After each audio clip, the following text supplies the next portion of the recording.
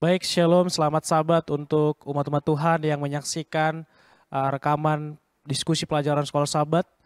Uh, saya berharap kita semua dalam keadaan baik, terkhusus pada hari sabat ini.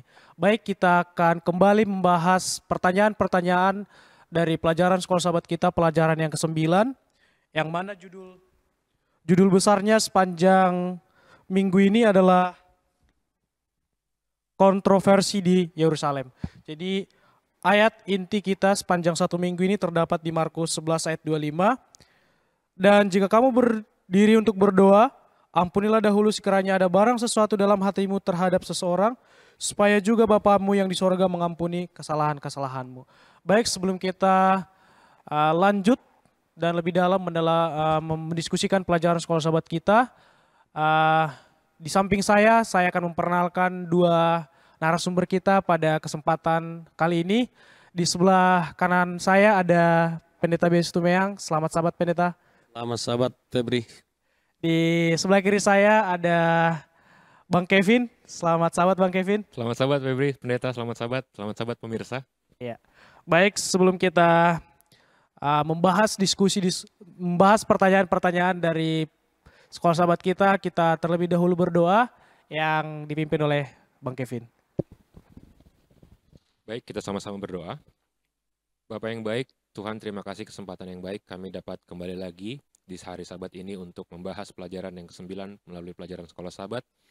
Tuhan kiranya pimpin kami sebagai narasumber yang akan membahas pelajaran sekolah Sabat. Tuhan kiranya kirimkan Roh Kudus Tuhan agar kami dapat membahas pelajaran ini dengan baik, sehingga hasil dari pembahasan ini dapat membuat iman kerohanian kami makin hari bertumbuh dekat kepada Tuhan.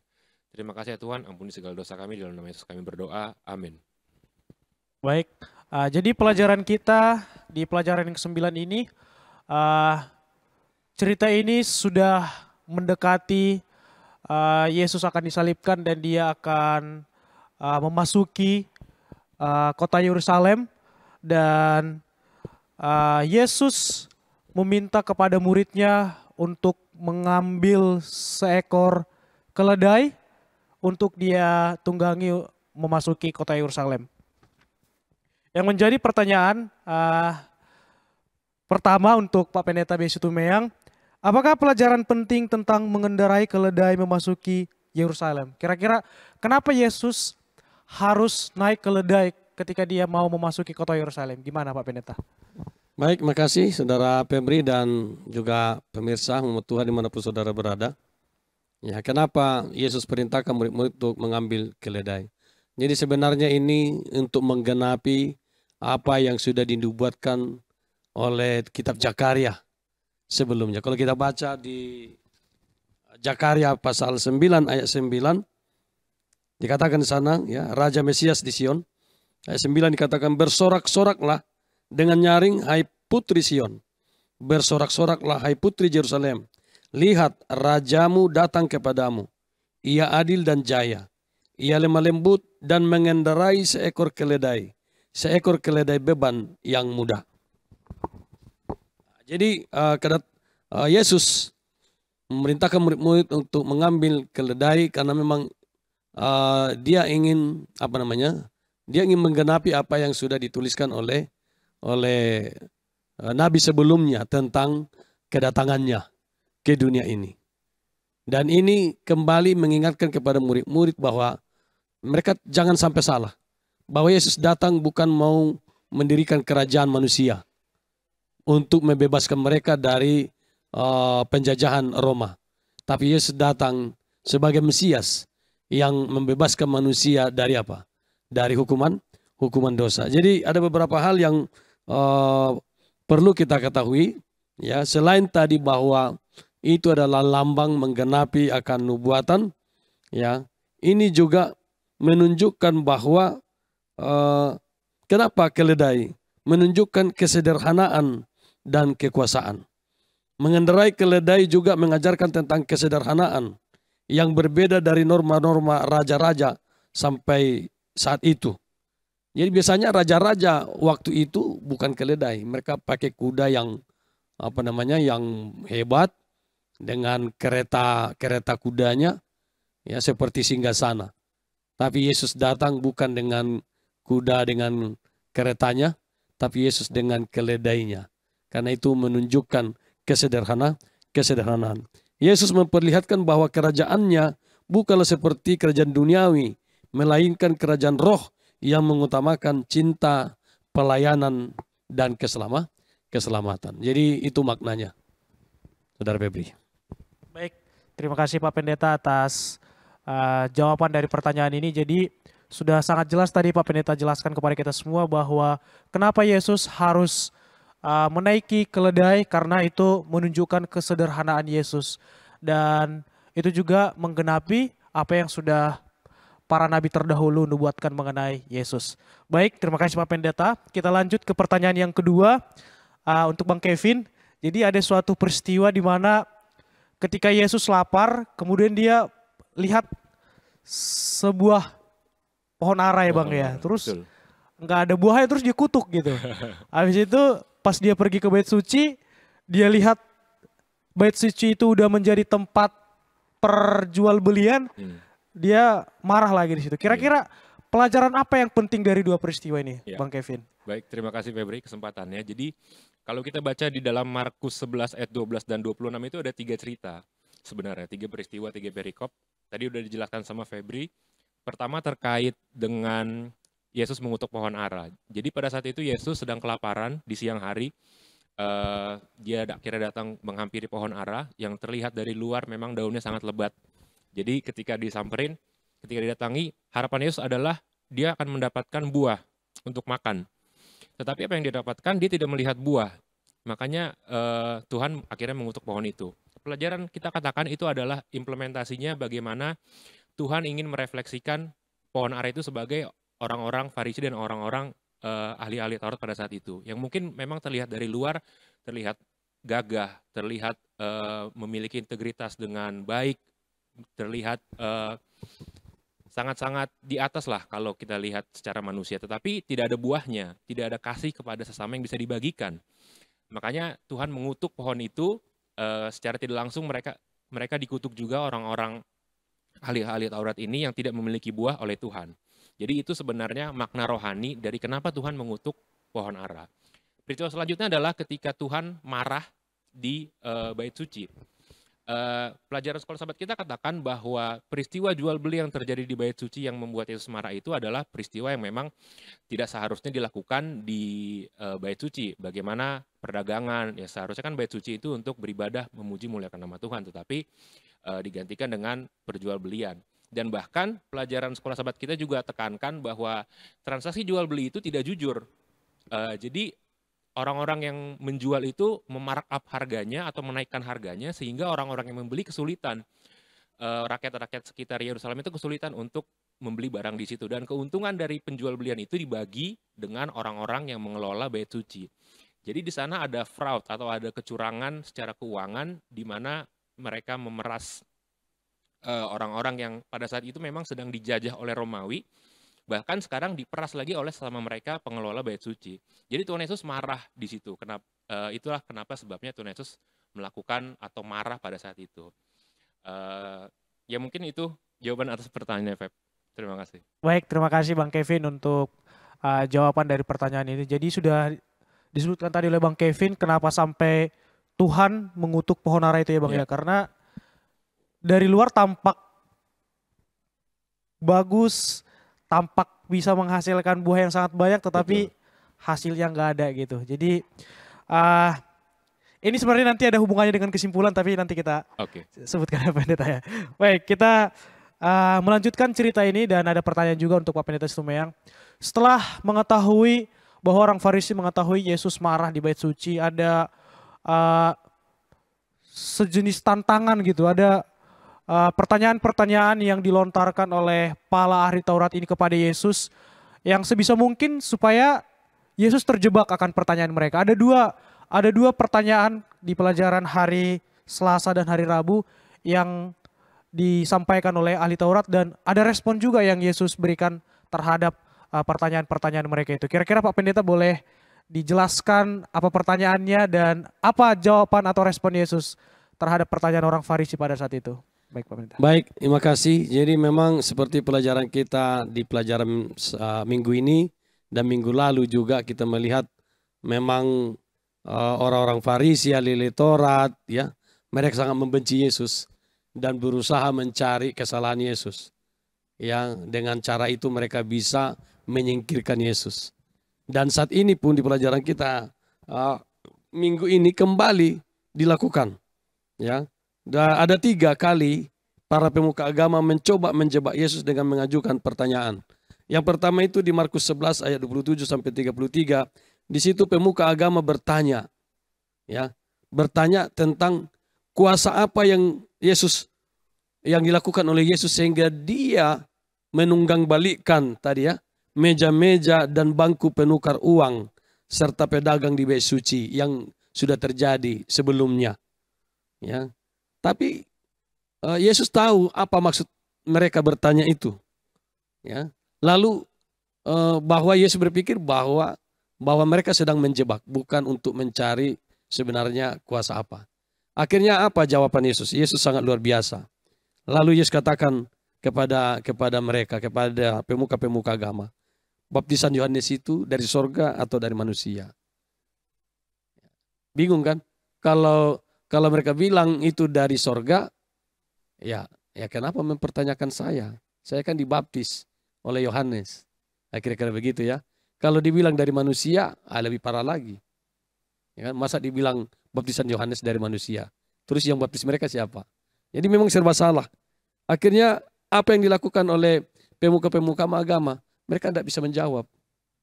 Oleh karena mereka tidak bisa menjawab, apakah Yesus menjawab? Yesus bilang, kalau kamu nggak bisa jawab, aku pun tidak mau jawab. Aku pun tidak mau jawab. Karena memang tujuan mereka bukan mau mencari jawaban, tapi sedang mencari kesalahan, ya, dari jawaban daripada Yesus. Dan Yesus tidak salah menjawab demikian. Kemudian yang kedua di Markus 12 ayat 13 sampai 17.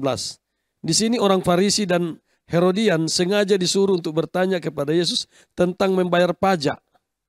Ya, mereka bertanya kepada Yesus, "Guru, apakah diperbolehkan membayar pajak kepada kaisar atau tidak? Apakah kami bayar pajak atau tidak?" Gitu ya. Apakah kami boleh membayar pajak atau tidak? Apa kata Yesus? Yesus katakan, "Coba tunjukkan kepada saya uang." Ya, uang atau koin. Lalu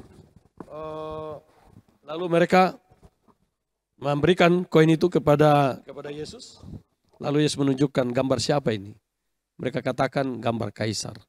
Maka Yesus menjawab, apa yang menjadi milik kaisar berikan kepada kaisar. Dan apa yang menjadi milik Tuhan berikan kepada Tuhan. Artinya apa?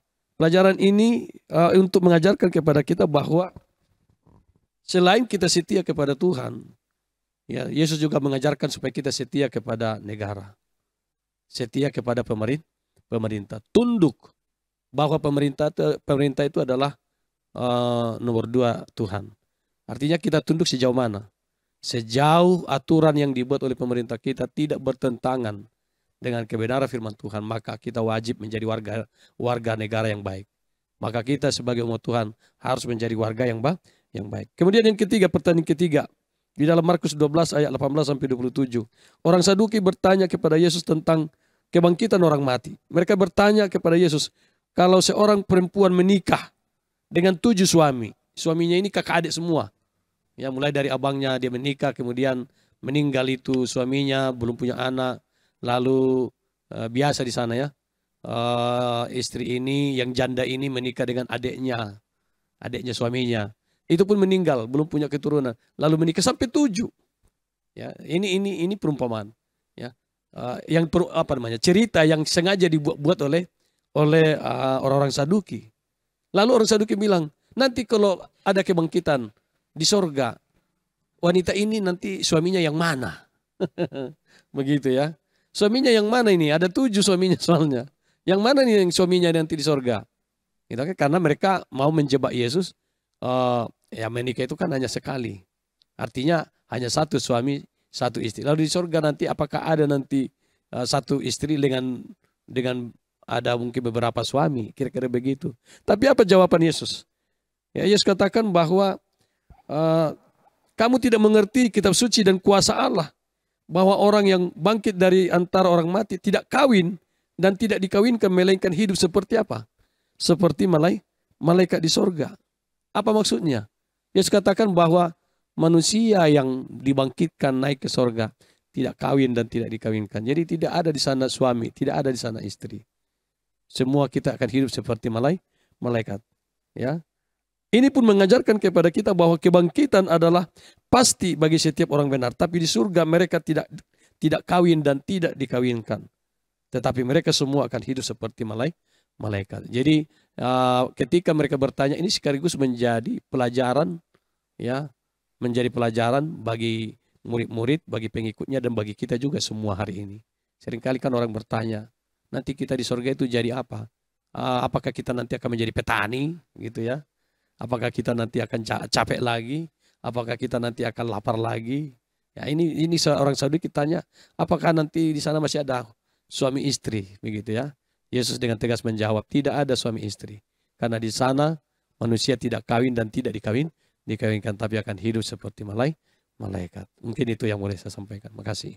Baik, terima kasih Pak Pendeta, sudah sangat jelas dijelaskan oleh Pak Pendeta tadi terkait pertanyaan-pertanyaan yang disampaikan oleh ahli Taurat kepada Tuhan dan respon yang Tuhan berikan terhadap pertanyaan mereka. Baik, ada pertanyaan yang jadi ahli-ahli Taurat ini nggak menyerah gitu Pak Pendeta ya. Ketika pertanyaan yang satu dijawab oleh Tuhan, mereka nanya lagi gitu dengan tujuan sampai Yesus ini benar-benar kena deli gitu. Sampai benar-benar Yesus ini salah dalam menjawab. Dan ini agak ini juga pertanyaannya. Mereka bertanya bahwa hukum mana yang paling utama gitu. Dari hukum ini, hukum mana yang paling utama? Itu yang ditanyakan oleh ahli Taurat. Kalau menurut Bang Kevin gimana nih Bang Kevin? Terkait pertanyaan ini Bang. Oke, terima kasih Pep. Jadi kita langsung masuk ke hari Kamis, itu akan dijawab di pelajaran hari Kamis. Kita bisa baca ayatnya dalam Markus 12 ayat 28-34. Jadi dalam peristiwa itu ada diskusi, ada forum gitu, tanya jawab antara orang Saduki dengan juga Tuhan Yesus sebagai narasumbernya. Lalu tibalah di pertanyaan yang tadi sudah disampaikan Febri. Mereka bertanya, guru apakah sebenarnya hukum yang terpenting gitu ya? Apa sebenarnya inti dari hukum itu gitu? Lalu Tuhan Yesus menjawabnya, kita bisa lihat dalam Markus 12 ayat ke-30. Kasihilah Tuhan Allahmu dengan segenap hatimu dan dengan segenap jiwamu dan dengan segenap akal budimu dan dengan segenap kekuatanmu. Dan hukum yang kedua ialah kasihilah sesama manusia seperti dirimu sendiri. Tidak ada hukum yang lain yang lebih utama daripada kedua hukum ini. Nah, jadi pada saat Tuhan mengatakan ini, ada satu orang pemuka agama pada saat itu yang juga mengiyakan atau menyetujui kata-kata Tuhan Yesus ini. Kita bisa baca di ayat selanjutnya, di ayat yang ke-32. Lalu kata ahli Taurat itu kepada Yesus, tepat sekali guru, benar kata-katamu itu, bahwa dia ini Esa dan bahwa tidak ada yang lain kecuali dia. Memang mengasihi dia dengan segenap hati dan dengan segenap pengertian dan dengan segenap kekuatan, dan juga mengasihi sesama manusia seperti diri sendiri adalah jauh lebih utama daripada semua korban bakaran dan korban sembelihan. Jadi seperti yang tadi kita sudah bahas, bahwa forum itu dibuat untuk menjatuhkan Tuhan Yesus, mempermalukan Tuhan Yesus. Tetapi di saat yang bersamaan ada satu orang yang menyetujui statement Tuhan Yesus dari orang-orang yang bersekongkol. Nah, kita bisa bayangkan bahwa perkumpulan orang-orang ini melihat satu orang ini agak kesel pasti kan. Kita udah sepakat untuk menjatuhkan, kenapa dia malah setuju gitu. Nah, Tuhan Yesus merespon tanggapan dan ketulusan orang ini dengan baik. Kita bisa baca di dalam ayat 34, Yesus melihat bagaimana bijaksananya orang itu, dan ia berkata kepadanya, engkau tidak jauh dari kerajaan Allah. Dan seorang pun tidak berani lagi menanyakan sesuatu kepada Yesus. Jadi setelah Yesus mengatakan, engkau tidak jauh dari kerajaan Allah, kepada orang yang merespon dengan baik ini, percakapannya berakhir sampai situ. Nah, satu hal yang bisa kita garis bawahi dari peristiwa ini adalah kata-kata Yesus kepada orang itu, engkau tidak jauh dari kerajaan Allah. Pelajaran sekolah sahabat kita katakan tidak jauh bukan berarti di dalam.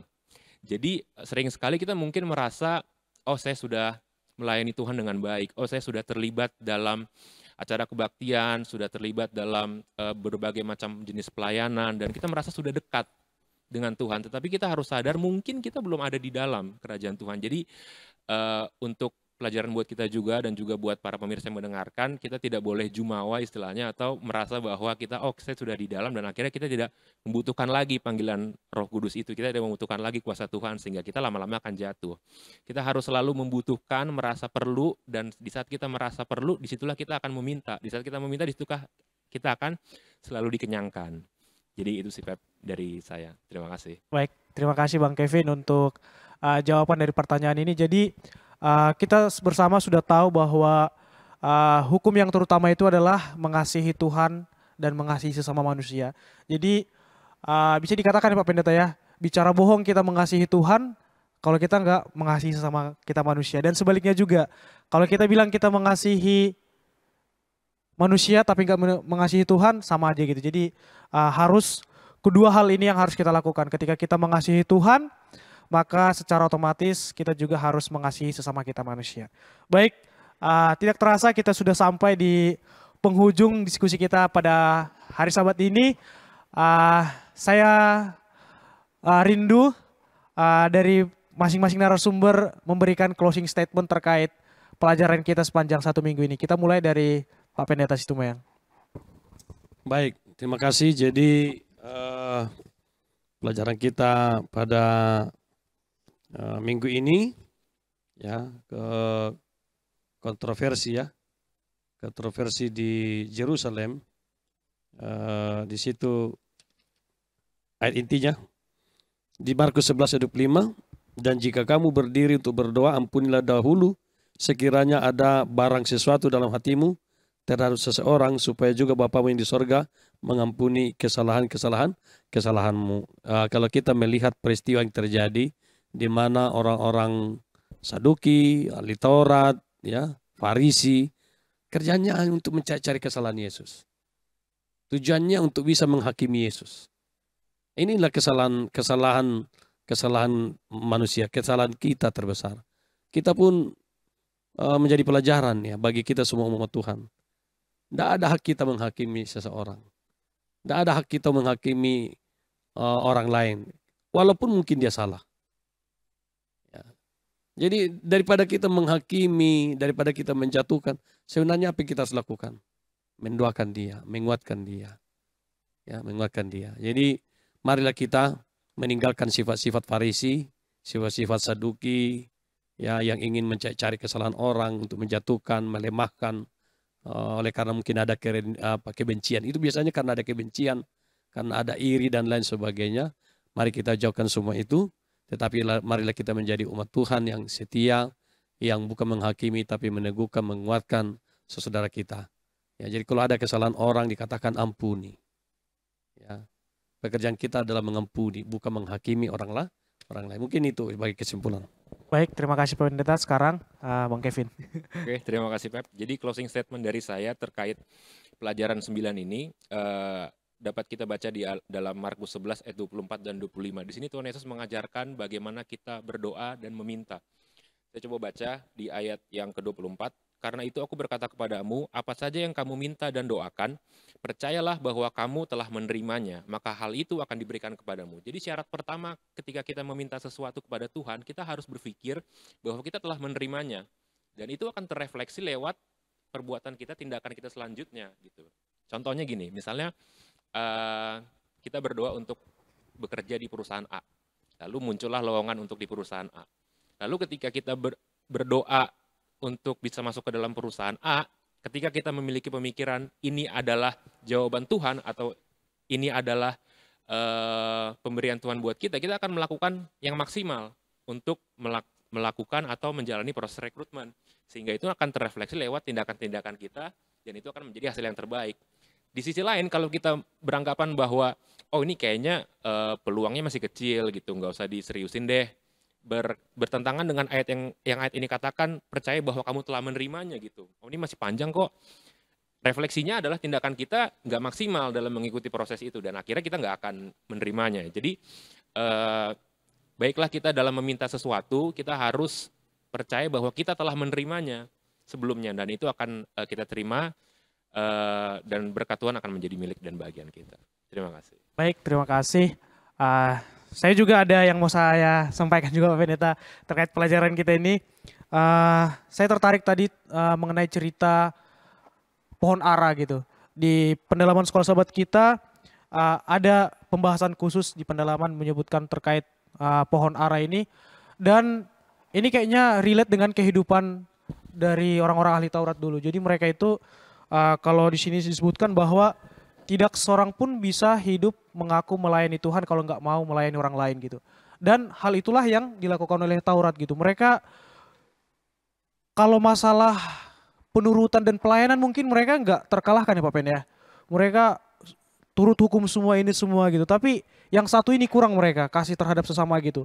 Justru mereka menggunakan pengetahuan akan kebenaran itu memojokkan orang lain dan menghakimi orang lain gitu. Jadi nggak ada gunanya kita memiliki pengetahuan seperti itu kalau kita nggak mau melayani orang lain atau membawa orang lain datang kepada Tuhan gitu. Jadi biarlah kiranya melalui diskusi kita dari pelajaran sepanjang 1 minggu ini boleh membawa hal-hal yang positif kepada kita semua dan pemirsa dimanapun yang menyaksikan rekaman diskusi pada Sabat hari ini. Baik, sampai di sini diskusi yang bisa kami bawakan dan selanjutnya kita akan menutup yang akan dipimpin oleh dua tutup oleh Pak Pendeta Situmeyang. Baik, mari kita berdoa. Tuhan Allah, Bapa yang kekal yang bertata di sorga, terima kasih untuk tuntunan Roh Kudus Tuhan dalam pembelajaran kami akan firman Tuhan lewat pelajaran sekolah sahabat pada hari Sabat ini. Terima kasih Tuhan, biarlah pesan-pesan pribadi yang boleh kami terima, pelajaran-pelajaran atau nasihat-nasihat yang sangat penting boleh kami terima agar kami menjadi umat Tuhan yang tidak mencari-cari kesalahan orang atau mungkin kekurangan orang lain dan menjatuhkan mereka. Tetapi biarlah kami menjadi umat Tuhan yang saling mengasihi, mengampuni satu dengan lain, bahwa kami sadar bahwa tidak ada manusia yang sempurna. Semua kami punya kekurangan. Oleh karena itu Tuhan, biarlah kami sebagai umat Tuhan untuk boleh saling mengasihi, saling menguatkan sesama umat Tuhan agar kami boleh tetap sama-sama berdiri dan setia dalam iman sampai kedatanganmu kedua kali dan akan mengangkat kami semua tanpa terkecuali kami ditinggalkan di dunia ini. Terima kasih Tuhan atas pembelajaran firman Tuhan yang boleh kami terima pada Sabat hari ini. Memberkati hamba-Mu, memberkati Saudara Febri, memberkati Saudara Kevin, demikian juga pemirsa dimanapun sudah menyaksikan akan siaran ini. Inilah doa kami Bapa, di dalam nama Yesus kami berdoa. Amin.